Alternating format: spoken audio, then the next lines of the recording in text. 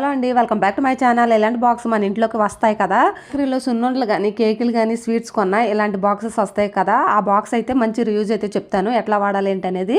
ముందుగా నేను వీడియోలో చూపించిన విధంగా బాక్స్ షేప్ తిప్పేసి అడుగు భాగాన సైడు ఇలాగా స్క్వేర్ షేప్లో 4 అయితే డ్రా చేసుకున్నాను. డ్రా చేసుకున్న విధంగా చాకును వేడి చేసుకొని ఈ విధంగా చేసుకోవాలన్నమాట. డ్రా చేసుకున్న విధంగా అయితే స్క్వేర్ షేప్లో ఈ విధంగా 4 కూడా ఈ విధంగా కట్ చేసుకోవాలి. ఇది మంచి ఐడియా అండి.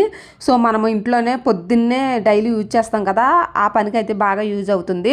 ఒకసారి ట్రై చేయండి. ఇలాగా డబల్ టేప్ తీసుకొని ఈ విధంగా స్క్వీట్ బాక్స్ అడుగు బాగాన ఈ విధంగా 4 సైడ్ కూడా ఇలాగ టేప్ అనేది అంటించుకోండి. అంటించుకున్న తర్వాత మనం డైలీ బ్రష్ చేసే దగ్గర అయితే మనకి ఈజీగా ఉండడానికి సింక్ దగ్గర ఇట్లాగా బాక్స్ గోడకు అనేది అటాచ్ చేసుకోండి. ఈ విధంగా గట్టిగా నొక్కు పెడితే ఇలాగ స్టిఫ్ అయిపోతుంది.